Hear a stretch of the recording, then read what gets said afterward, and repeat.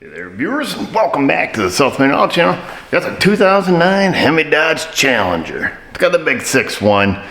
This is one I think I had mentioned in a previous video. I think when we were working on the Charger that had a fuel pump die, I mentioned that this car was in my shop and the guy had me put an exhaust on it. Now, this car only has about 9,000 miles on it, somewhere around there.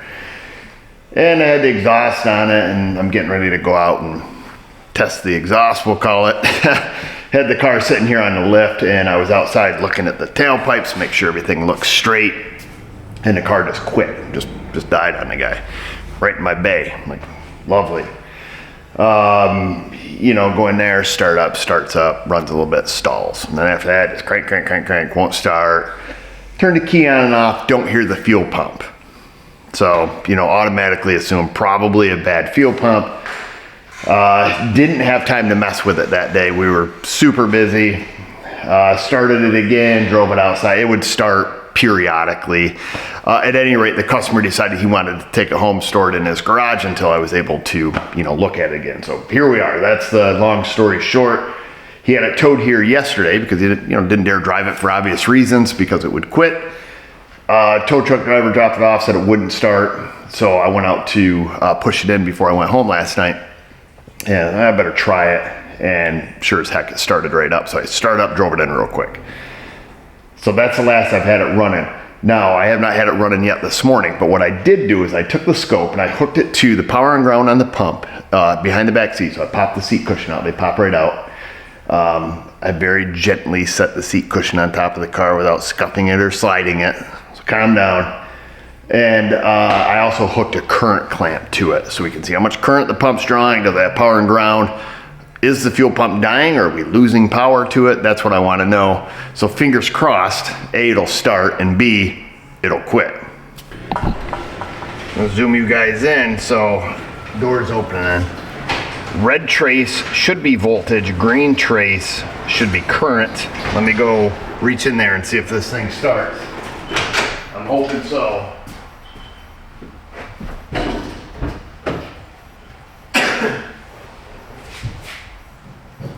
Contact.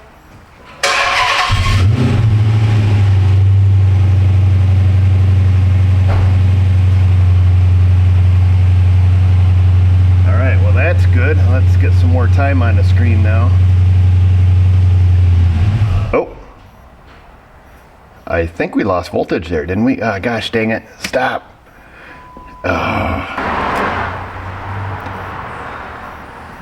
I should have left it on a longer time basis. This is my fault. Because I changed it to 5 milliseconds per division, and I think it only keeps 14 pages, which when there's 50 milliseconds across the screen, that's not many. Okay, well, let's just try this again. Let's not be a ding-dong. Let's go 500 milliseconds per division. Let me reach in there and crank it now. I feel like an idiot. Rookie mistake.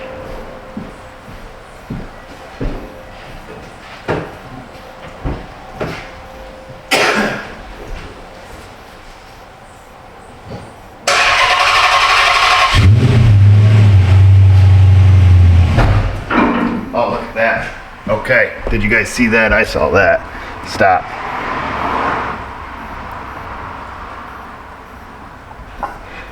This thing's, I think it shut off at the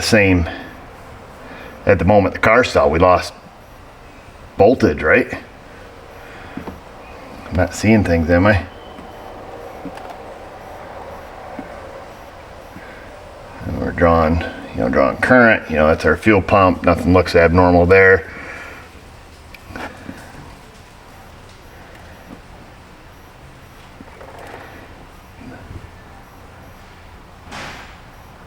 And the pump literally shut off. I tell you what, let me see if we can just plug in a scan tool and run the pump. See if we can plug in a scan tool and run the pump without the car running, so we can just command it on and watch it and see what happens. I'm going to start it one more time. I'm gonna get some more time on this screen. I got to be able to get a better look when I'm getting back there. Yeah, we'll do 5 seconds per division. Now I can see that from back there. Okay.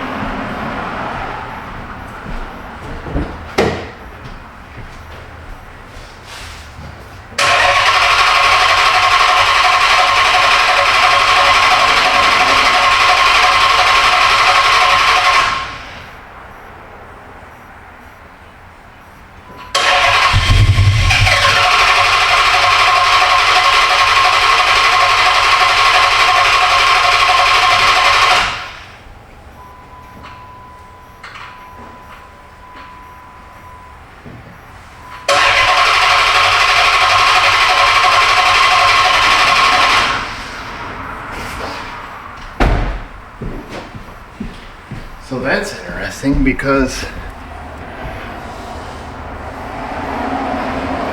it was drawn current there at this point, but it didn't start. Why would that be? Why would it do that?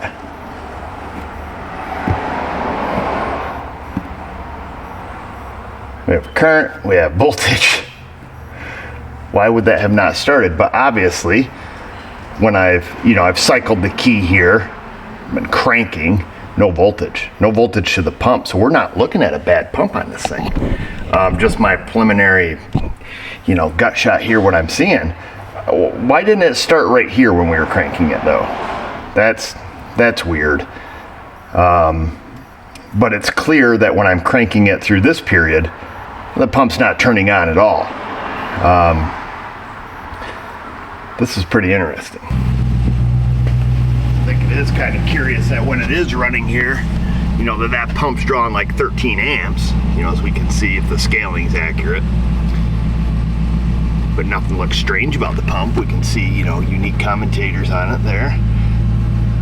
We can figure out its RPMage if we needed to.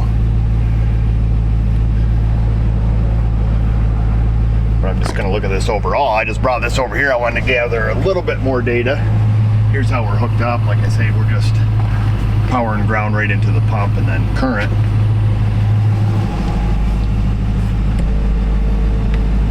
You better die again, you sucker. We need the car dead is the problem. How's my exhaust sound? Good morning, neighbors. Alright, I'm gonna wait for it to die. I just plugged in the scan tool. That sucker will not quit now. We're gonna see if there's any code stored in it that are gonna give us some indication of fuel pump relay control or anything that's gonna lead us in that direction here. So we do have a couple codes. Let's see, torque request signal side, remote key battery full, or battery low. Son of a gun. Not good. No luck yet, boys. Key on, engine off right now. Got the fuel pump relay toggling. Seeing if I can catch it in the act. It's really hard to say. We can't just take a big fat guess. We know it lost control or it turned off, and when we were cranking it wasn't turning on, but we're looking at a relay, control side of the circuit. If I had to take a big fat guess, I'm going to guess a relay because we don't have any codes. If the control side was open, I would assume we would have some codes. I'm going to go do some office stuff for a few minutes, help out my guy Josh, and then come back and revisit this. Maybe things will change once it sits for a bit. But it's literally working flawless right now. I guess sometimes we need to stick to our own device or our own advice. This is kind of a pisser. I know for a fact, I missed the first capture. It was kind of pissing around there because honestly, I didn't think it was going to start and stay running. We need to follow the facts though, and the fact is that we were cranking it and it wouldn't start. But that one time, it did turn on the fuel pump. Clearly, it's drawing current. We're cranking and it's not starting. But if I recall, I think we were kind of like right in the middle of a crank when that all turned on. Is there any other type of strategy the engine goes into, or cranks for a certain period of time and doesn't turn on injectors? I don't know. I'm not going to go way off in the weeds there, but I do know we got to a point where we cycled the key, I think at least 2 times, 2 different start events after that, one random spot where it actually turned the pump on, where we shut the button off, hit the brake, turn it back on, crank, shut it off, back on, crank. No voltage going to the pump. I'm pretty certain about that. I'm gonna go back through and watch my video. I'm really starting to second guess myself, but things that have me concerned. Is the pump really drawing 12 amps? That seems kind of high. I would expect 6 to 8. Never put a current draw on one of these. And then I also have to make sure that our scaling is set up right on our scope. So we can do that just to see where that's at, even though that's kind of irrelevant. I'm not gonna sell a guy a pump based on the fact that, hey, your pump's drawing 12 amps-ish, average 11, somewhere's in there. Because at the end of the day, I don't think it has anything to do with it because we didn't have any voltage applied to the pump. So here's the things I think. 2009, we're living in the year 2025 currently. Okay, so we think about that, just overall age, and the fact the car has 9,600 miles on it in that time period. So things I'm thinking about are, the relay. Does the relay just have a little corrosion on the contact and doing something funny there? We have no codes in it. Drive cycle is completely done. What I want to know is if the control side of the relay was open, would it set a code? And the easiest way to figure that out is to just pull the fuel pump relay out and let the car die. See if it generates a code. So that's something that comes to my mind. If it does, we know that the load side of it is not monitored. The computer can't see that. But typically it will see the control side. It'll either set a code in the engine controller, or it'll set a code in the central gateway. Whatever is in charge of controlling this, being that this is the fuse box in the back of the car and not the integrated power module. I'm just talking out loud. I assume it's going to set a code in the engine controller. We can look at a diagram and see what controls the relay. Might not have anything to do with the central gateway or the TIPM or any of that. So I should just quit talking out loud because I'm probably spitting out a lot of stuff that's not true. But let's go back. Here's a diagram of the fuse box in the back. Let's yank that relay out. It looks like if it comes down to it, we can swap it out with something like the heated seat relay or something that's not important relay here, fog light relay, something along those lines, if they're the same part number. And if we're going to take a guess and this car won't die today, swap that relay, give it back to the customer and say, here's what we did, here's what we know. And it's a big fat guess, but we're just going with what we know. All right, let's get oriented. And let's go like this. Okay, so that's our fuel pump relay. All right, and that's the other relay. That relay is they're both pretty toasty. Okay, one's the transmission and one's the fuel pump. So with that being said, we can't do any swappy, but that should make the car stall.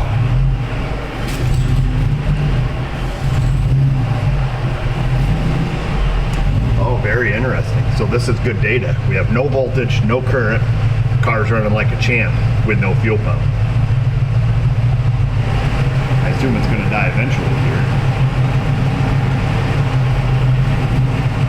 Wow, that's taken a really long time. So what do we know? We just learned a lot. We know, yeah, okay, pending fuel system lean. Interesting. We set a lean code, but we don't set a code against the fuel pump control. I can't believe this car is still running on residual pressure. So we know right away that this car did not stall because it shut the fuel pump off. We lost more than the fuel pump because this thing's still running just on pressure that's in the line. And I want to check OBD2 here to see.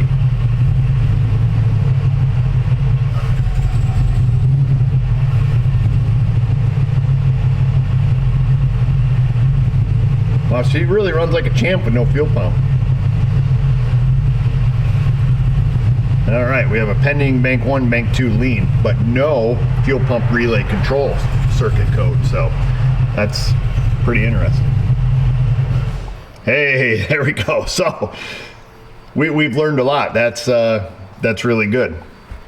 I'm glad we did that, and now we know something. We are barking 100% up the wrong tree looking at fuel pump control, fuel pump anything. I'm not perfect, folks, and I took a big left turn way out into the weeds. And I think that's because in my mind, I had myself convinced we're going to be looking at something fuel control, fuel related, because last time it was in and it wouldn't start. You know, I knew the fuel pump wasn't running, but that's all I did. I didn't pull out any test equipment other than my ear and be like, oh, the fuel pump's not running. And, you know, Vanessa's in there. I'm underneath the car, bang on the tank. She's turning the button on, off. Meep. All of a sudden, the pump kicks on. Oh, yep, here we go. I should have known, heart of hearts, that when you kill power to a fuel pump on a system that's already pressurized, on something that's port injection, it doesn't just shut off. It chuggles to a start. And usually not as long as this one took. This one took a long time, but there must have been, you know, a lot of residual pressure. So a lot of our efforts today were kind of wasted, but we did learn it's not the fuel pump. And we learned that the fuel pump relay control side, the computer doesn't care if it's high or low. It doesn't flag a code against it, oddly enough.